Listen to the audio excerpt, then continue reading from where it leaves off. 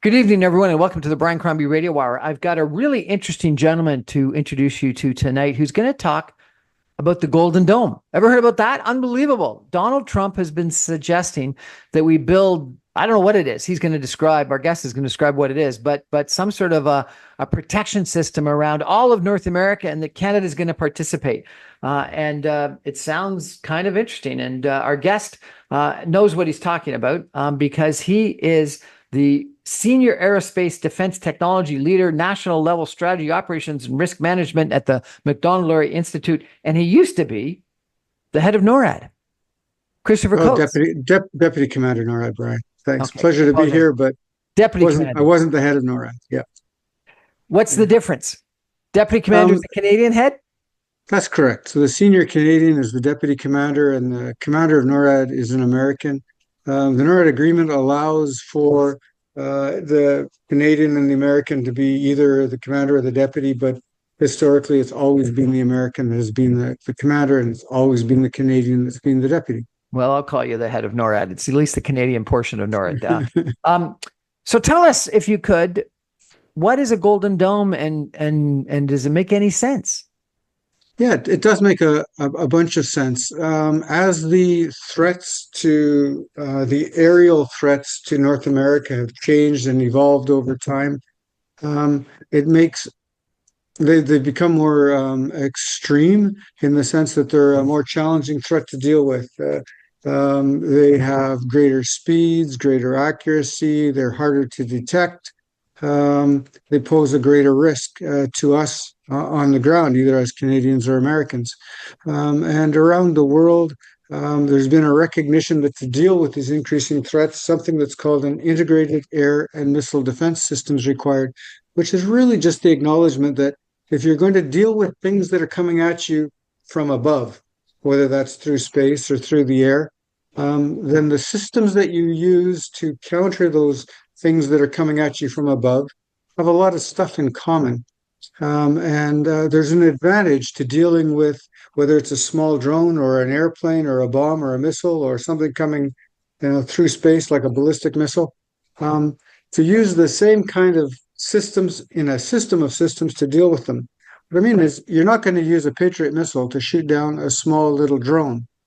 But the systems that determine whether that's a drone or a bird or maybe something else all share some common properties, and they all have things that are connected one way or another.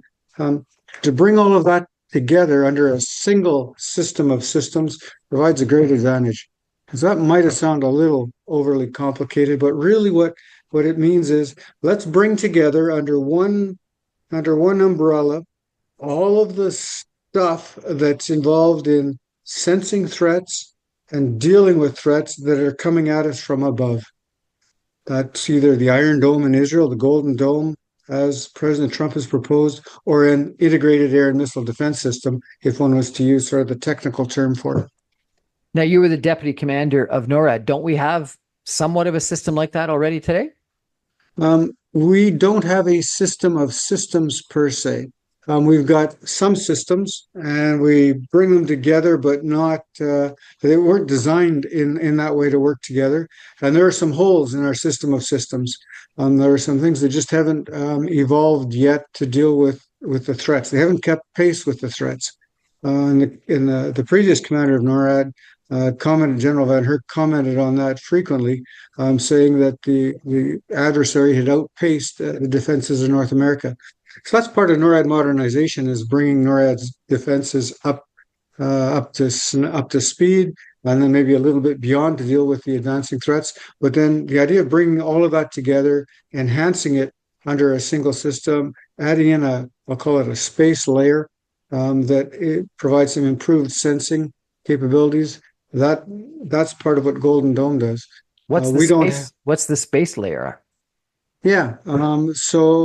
Right now, today in space, there are some things that happen. NORAD is supported by some American systems today that can. So you would understand the concept that there are observation satellites happening, orbiting around the Earth. Americans have them. Canada has a set of satellites that do space sensing with radar. But there are other ways to sense from space using optical or other kinds of looking for other kinds of energy on the Earth. And the Americans have perhaps the world's most advanced system of satellites that do that. Other nations, Russia, for example, have systems like that, China. Um, and so those systems have been oriented to do specific things, but not necessarily to support the continental defense of North America, to detect aerial threats to North America. But today we likely can do that in a lot better ways. And so bringing all of that capability together to support the air defense of North America would be good.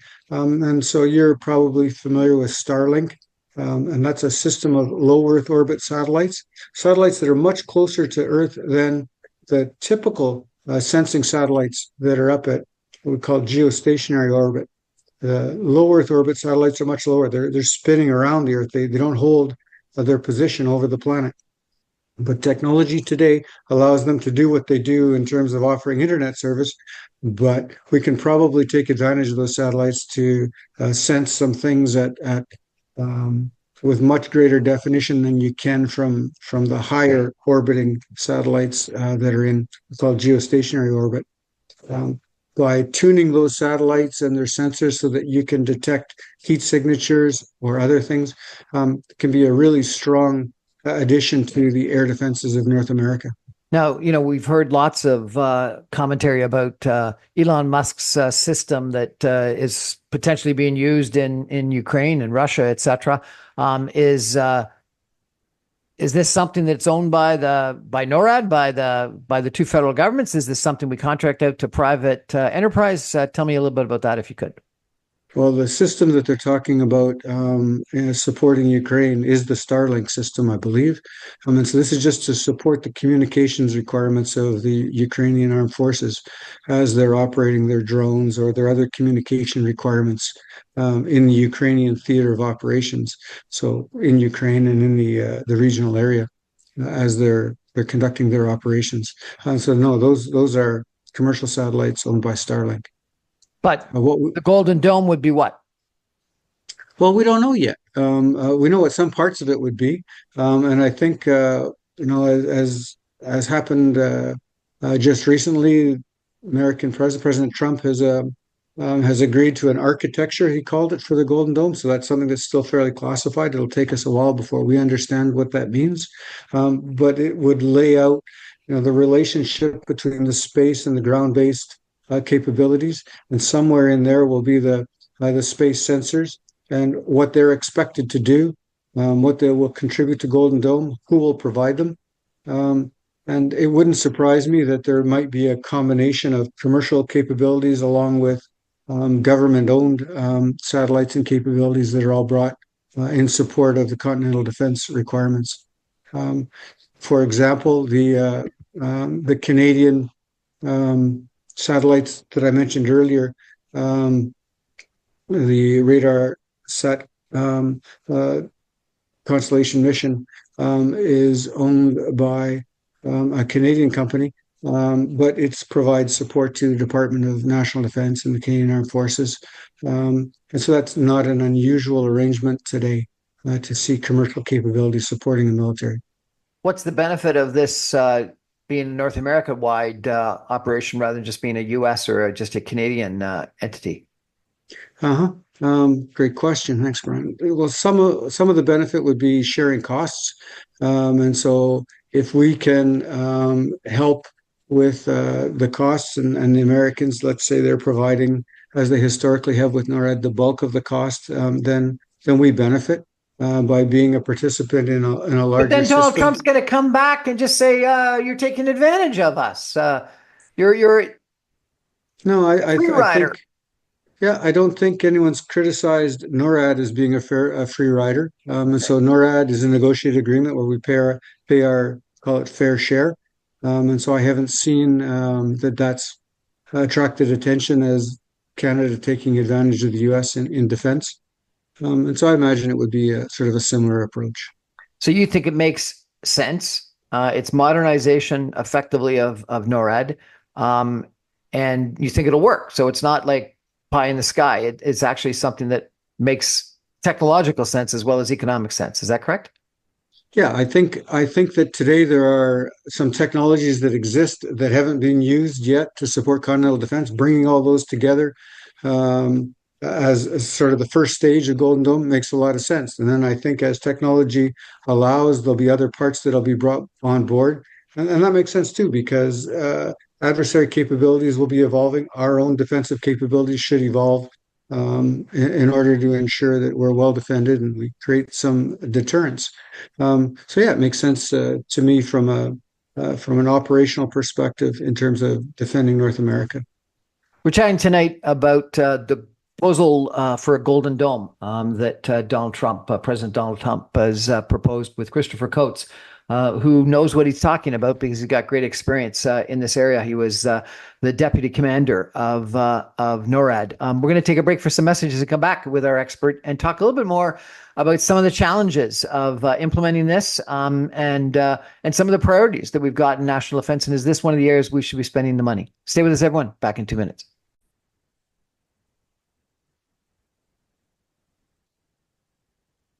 Welcome back, everyone, to the Brian Crombie Radio Hour. I've got Christopher Coates with us tonight. He is an expert in national defense and armaments issue.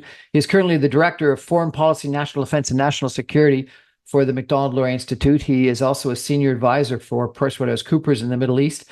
He was a senior director for CAE on guided synthetic environments. Before that, he was with the Department of National Defense. He was the commander, Canadian Joint Operations Command. And he's also been with NORAD and U.S. Command. He was the deputy commander, North American Aerospace Defense Command, and an operations officer for North American Aerospace Defense Command. Before that, he was with Canadian Armed Forces, Commander One Wing, Director of Operations, a helicopter pilot, and he's got a fascinating educational background as well, because he not only has experience with University of Canada, University of Calgary, Bachelor of Science, but he also has got a degree from the USA Air War College, USAF Air War College, a Master in Strategic Studies, and also some experience as a senior executive at National and International Security Program at Harvard University. What a fascinating background. Stay with us. Christopher Coates, I got to ask you, like this background that you've got is unbelievably impressive with, not only have been a helicopter pilot, but a wing commander and then all the way up to deputy commander. What's it like having that kind of a historic career with the Canadian Armed Forces? Brian, for me, it was a series of pinch me moments. I just, I was a science student at the University of Calgary, and I enjoyed the opportunity to fly helicopters. And then one thing led to another, and before I knew it, I was just getting opportunities to do really interesting and terrific things. It was it's an unbelievable opportunity and an honor to serve Canadians. And I got to work alongside some fantastic people along the way. And I would say that my story was no more amazing than theirs. As all of us, we're just a bunch of dedicated Canadians trying to do our best. You spent a couple of years doing a Master in Strategic Studies at the USAF Air War College. Yeah. Tell me about that.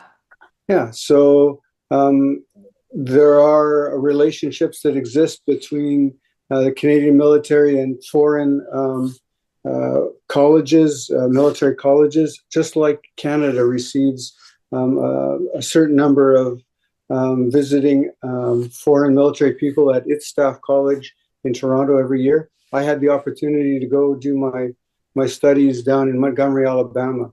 It was pretty remarkable to be offered those kind of opportunities and exposed to the kinds of experts and capabilities that might have been really tough to get in other circumstances. So it was I found myself as part of my thesis project working out in California with some genetic engineering companies, and then I was up in with the Defense Advanced Research Projects Agency, something called DARPA, where they develop all the cutting edge materials. I was inside their facilities. It was a really, really interesting opportunity. And then you commanded all Canadian tactical aviation units in Afghanistan and the Afghanistan Air Wing. Is that correct?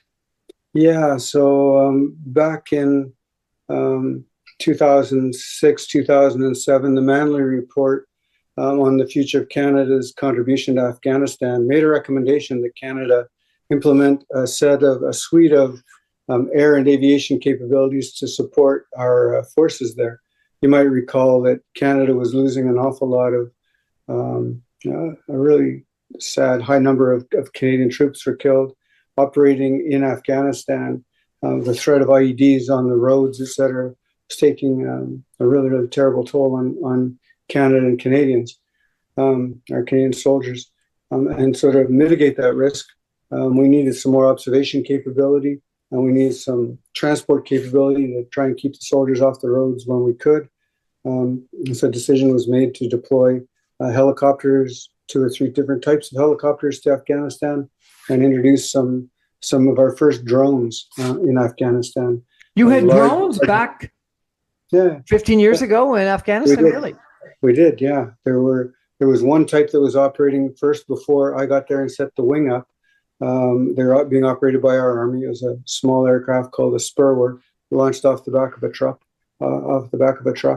And then when we arrived, we brought in with us, or we received there in Afghanistan, another large UAV operated at medium altitude and over a longer distance. And that it was an Israeli-produced aircraft we called a Heron that had really great observation capabilities on it. Yeah, it was an unmanned aircraft that we started operating it in 2007. I got to ask you then, I interviewed a guy just a day ago about this drone attack in Russia, engineered by Ukraine, where they hid drones in trucks and distributed them around the country. And the guy I interviewed, who was a media person in Kyiv, said that people have to rethink aviation warfare after that. What do you think the implication of that is? Yeah, I think that it's one window into a real revolution in military affairs, and that's an expression that's being used in the past when we really see a change in the complexion of warfare. And so it happened when precision warfare was introduced, and we saw that sort of in the series of Gulf Wars. And that led to a revolution in military affairs. I think there's another one going on right now around us with unmanned vehicles, aircraft, and they'll be on the ground as well. You'll see that happen probably before too long. And so while it's remarkable and it's significant, I don't know that it's entirely unexpected. So I don't mean to downplay the significance of it, but just in terms of it's another next step on this journey that mankind is on, with new technologies being brought to bear. And so it's an evolution. It's not all of a sudden out of the blue that this has happened. And so it's important. It's significant. I don't think it's entirely unexpected. I interviewed a military funding expert who questioned our investment in jets that is dedicated to buying American jets, and said that the challenge is that we were never going to get the source code for the jets. We weren't going to be able to maintain the jets without American compliance, and so therefore the Americans could just turn off the jets if they so desired. So number one, I'd ask you if that's true or not, and then number two, if that is true, why would we invest in a missile defense system like Golden Dome if the Americans can just turn it off at will?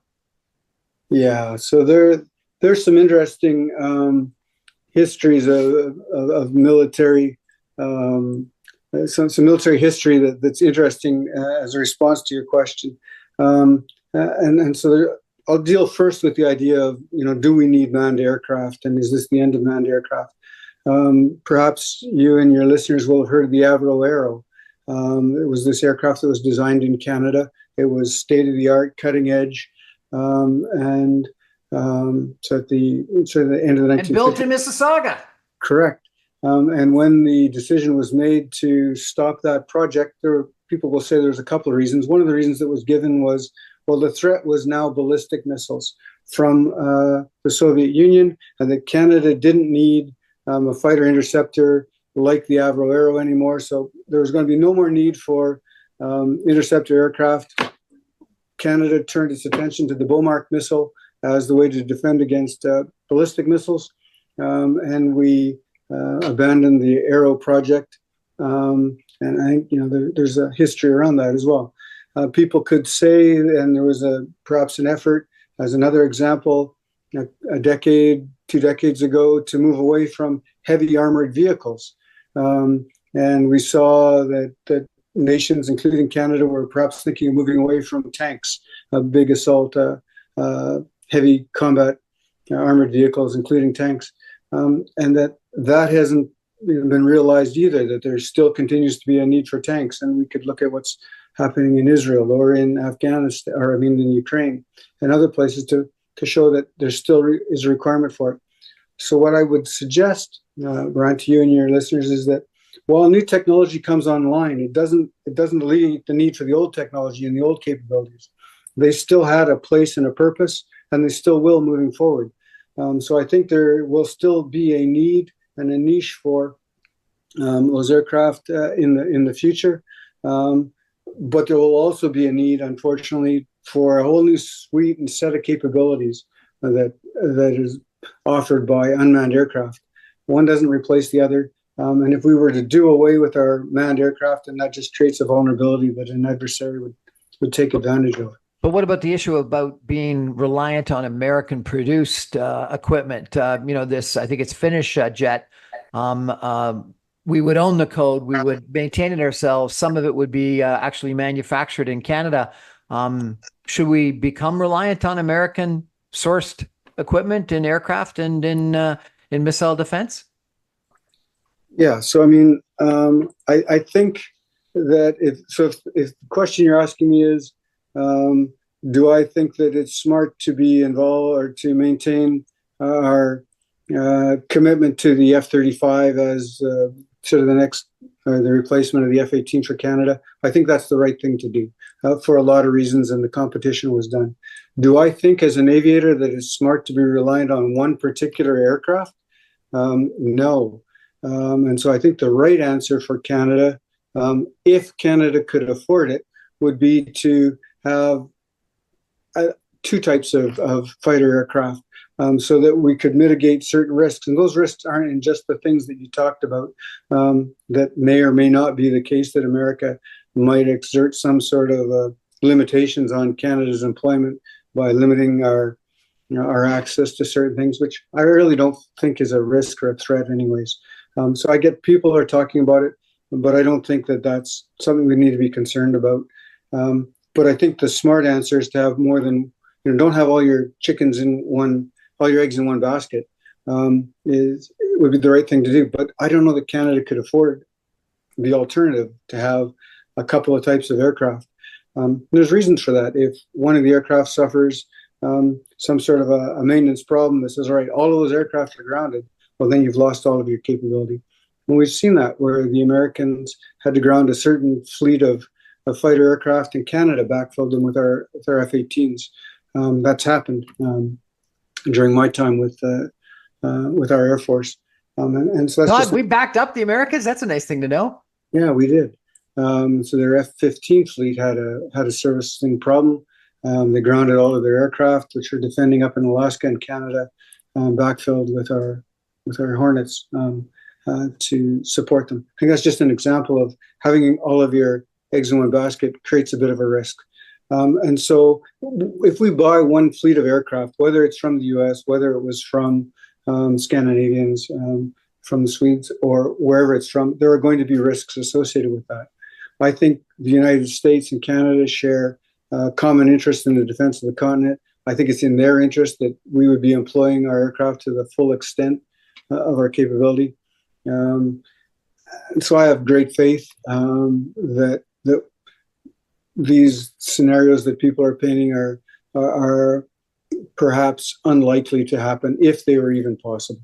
When I think about this Golden Dome, and you've described it as sort of a system of systems, does Canada have a role in manufacturing any of this, in the technology of any of this, or is this all American technology, American made, American produced, and we're spending our money to buy American equipment? I think there would be roles for Canadians and Canada, depending on what some of those systems are. Some of it there wouldn't be. It'll be high end. That the only manufacturers in the world might be certain American companies, but I think there are Canadian space companies. There are Canadian companies that produce certain components. So I think it would offer some opportunities for Canada, but I think it's too early to say right now. We're going to take a break for some messages and come back in just 2 minutes with our guest, Christopher Coates, former Deputy Commander of NORAD, talking about Golden Dome, talking about military spending, talking about war and how wars change. Stay with us, everyone. Back in 2 minutes.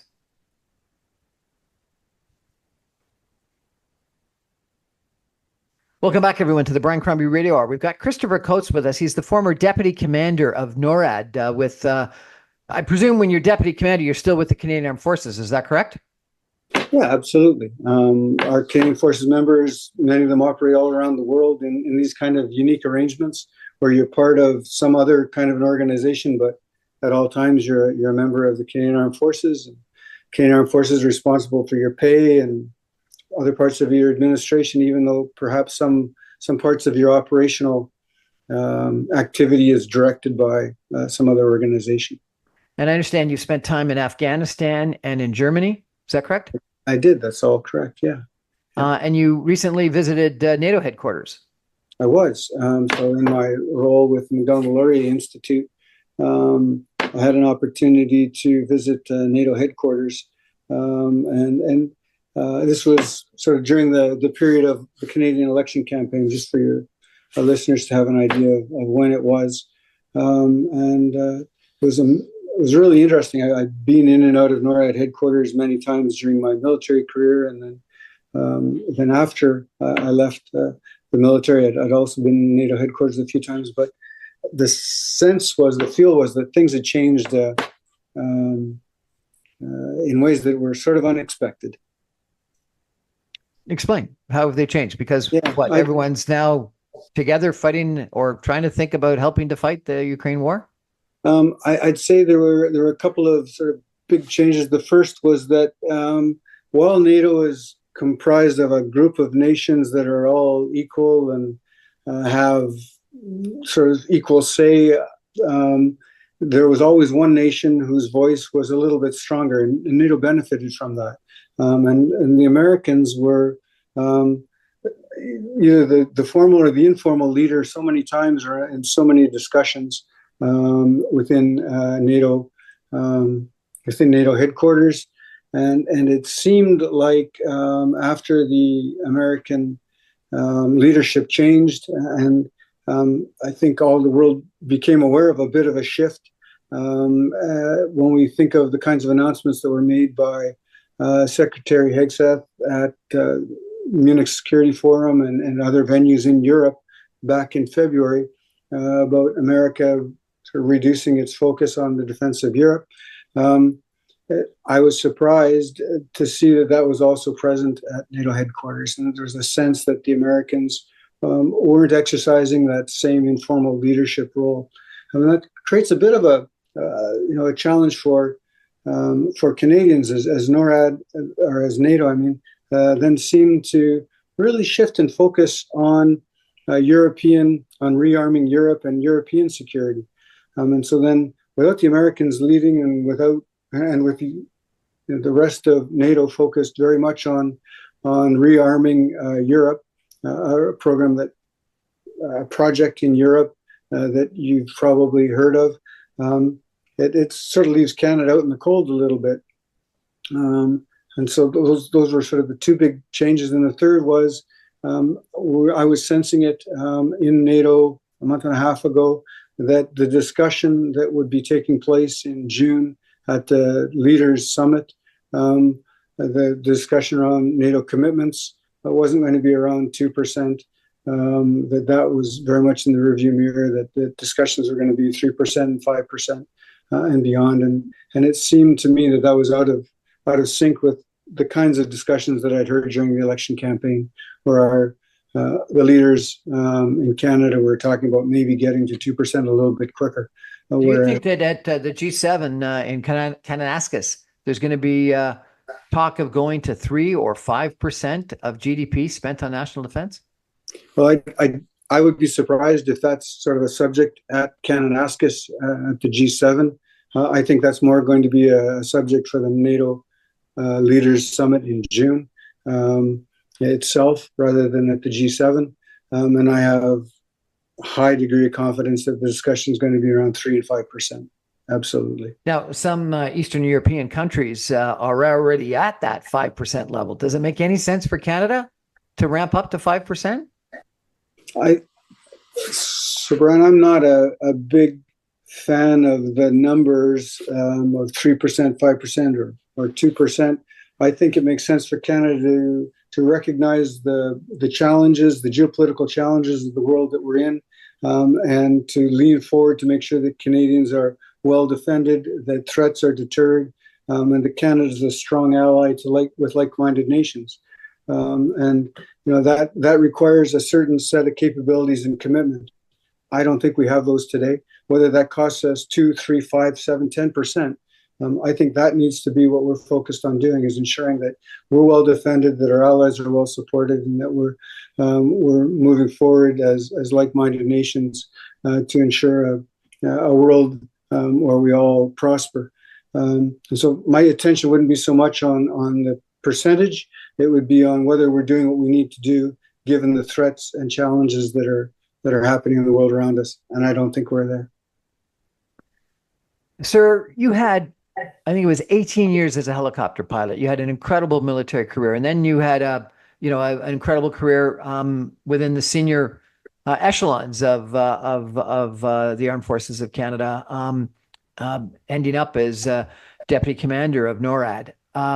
My understanding is that we have a huge challenge in getting people to follow in your footsteps. We have a huge challenge in recruiting people into the Army. We have more people working for the CRA than we do in the Canadian Armed Forces. What's wrong? Why don't people want to become soldiers anymore or helicopter pilots anymore and follow in your footsteps? Yeah, so I'd have to take you on faith that we have more people in CRA than defense. I haven't heard that before, but perhaps that's the case. My sense is that as I get the opportunity and honor to interact with Canadians that are serving today, that they're still very proud and committed to defending Canada and Canadians. I think that Canadians would be proud and seek to get involved in their country if there was more government commitment towards defense.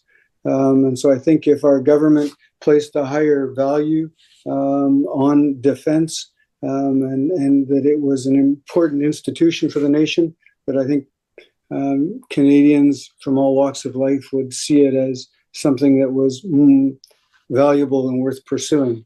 And I guess that absent that, there will be challenges with recruiting people into the Canadian Forces. You've got, obviously a very unique view on all this. Number one, because of your career, but then also you've been in Israel recently. You've been at NATO recently. You've been in the Middle East. We've got a war in Ukraine. We've got a war in Gaza. The Secretary of Defense of the United States has warned people about a potential for a military issue in Taiwan. Do we have a choice about spending more money on defense? I guess there's always a choice, Brian, but I think the alternatives aren't the alternative to spending the required amount of money and resources is that we're undefended and that Canadians will lose the ability to chart their own path in the future, what we would call sovereignty. And so I think we would find ourselves with fewer economic choices that we can make as a nation, that we would find ourselves in much more difficult positions. So I think the value of a strong military provides Canada with the opportunity to be amongst the leading nations of the world, and supports sovereignty in other ways. But we have an additional problem or challenge, Ryan, and it's where we're situated geographically, and that expression in real estate: location, location, location. One way or another, we're always going to be adjacent to the superpower to our south, and security matters to them and is important for their economic prosperity, and they're going to achieve the level of security that's needed, and that will happen with or without Canada. I think we'll be a lot better off if we recognize that and contribute to the defense of the security of the continent. So when you say, do we have a choice? Do we have alternatives? We've got some, but I don't know that they're really a viable alternative. I think that for Canada, it's recognize where we are geopolitically in the world in a much more challenging environment than we found ourselves for the last generation or two. Recognize what's happening here on the continent, and be a strong contributor to continental defense, and then contribute with our allies to a strong deterrence around the world.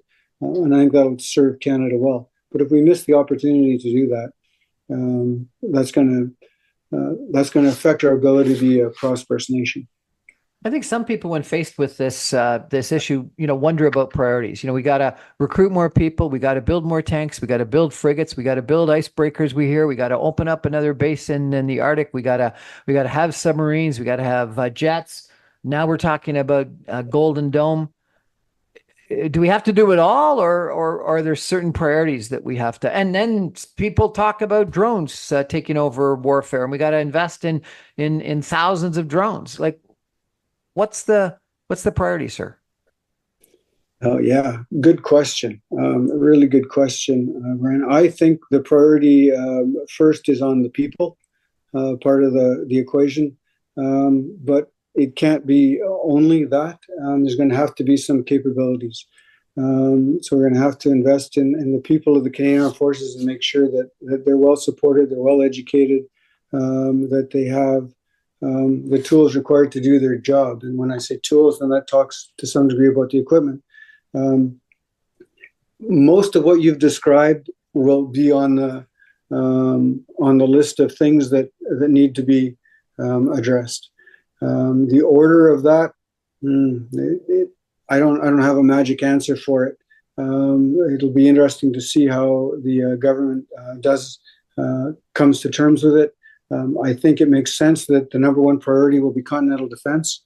We've seen that mentioned during the election campaign by both parties. We've seen it reflected in some of the comments and the documentation that's come out of the Defense Department. So I think continental defense, it makes sense that that's the first place that we invest, get all that, do as much as we need to there so that Canada is well protected, that we're a good contributor along with the U.S. to continental defense, and then perhaps rebuild our capabilities to be an effective contributor to defense and security in a global sense. We're going to take a final break and come back with some concluding comments in just 2 minutes. Stay with us, everyone. We got Christopher Coates, the former deputy commander of NORAD, with us tonight, talking about a lot of things in regards to the Canadian military, focused obviously on the Golden Dome idea, but on everything from a military standpoint. And he's saying that we might have to go to 3 to 5% of GDP spending on national defense. So it's going to be a huge budgetary item as well. Stay with us, everyone. Back in 2 minutes.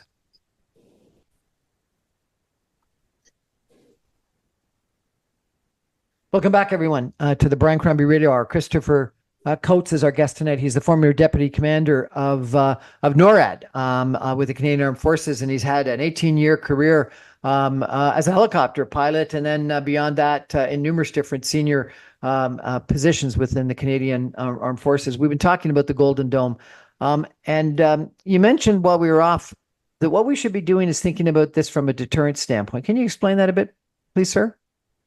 Yeah, sure, Brian. So deterrence is a concept built around changing your adversary's thinking so that they choose not to do something or to quit doing something that maybe they were doing. It's not about the act of fighting and winning and actually when a conflict erupts, that's a sign that deterrence has failed, would be one way of looking at it. So in Ukraine, deterrence isn't happening there at the moment. What's happening is war fighting, and they're actually defending. If deterrence had been successful, then Russia would have changed their mind, never attacked. So peace through strength.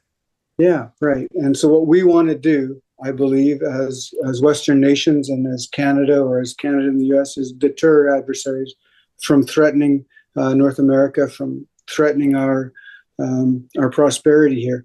And I think people sometimes get a little bit hung up on the cost of deterrence, or the cost of defense.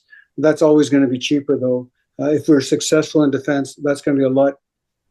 Correction. If we're successful in deterrence, that's going to be a lot cheaper than having to actually fight a defensive battle in protect our country if we were attacked.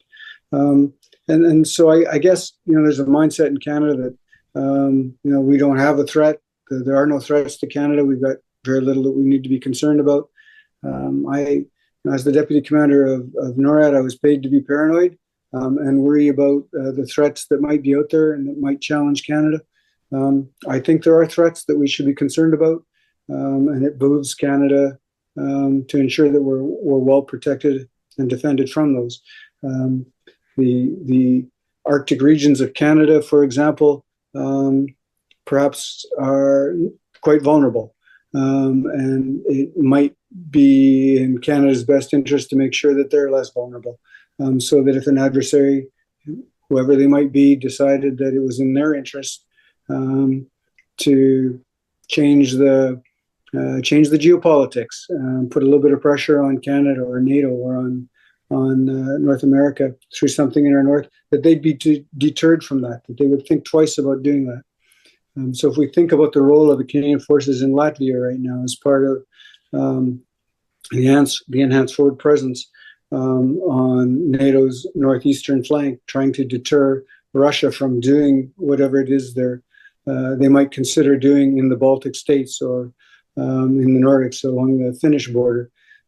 We want to deter Russia. We want Russia to believe that they wouldn't succeed in achieving their objectives. They'd either fail or they don't even try. So don't even try. And there's a cost associated with that. And so what we're trying to do with deterrence is change the thinking of an adversary. And that I think Canada's not spent a lot of time thinking about deterrence since it was really important at the height of the Cold War. But we're there now with the return of great power competition, and Canada's going to have to start getting its mind around what does deterrence look like? How do we create resilience? How do we become a strong enough nation that an adversary would say, it's going to be tough to attack Canada, and even if we did, we wouldn't achieve our objectives. That's a whole new lexicon, well, perhaps an old lexicon. It was something that Canadians were familiar with in the 1950s and 60s. And we need to bring a bit of that back into the conversation. Christopher Coates, thank you so much for joining us. I really appreciate it. It's an honor to have former deputy commander of NORAD on, telling us about Golden Dome and telling us about deterrence and telling us about we got to increase our spending. We got to recruit more people into the Canadian Armed Forces, and we got to support our troops. And so really appreciate it. Thank you, sir. Thanks, Brian. That's our show for tonight, everybody. Thank you for joining us. I remind you, I'm on every Monday through Friday at 6 o'clock on 960 AM. You can stream me online, even from Canada's North or from NORAD headquarters at www.saga960am.ca. All my podcasts and videos go up on my website, briancrombie.com, on social media, on YouTube, and on podcast servers as soon as the radio show goes to air. So there's lots of places where you can listen to my shows. Good night, everybody. Commander Coates, thank you so much. Good night.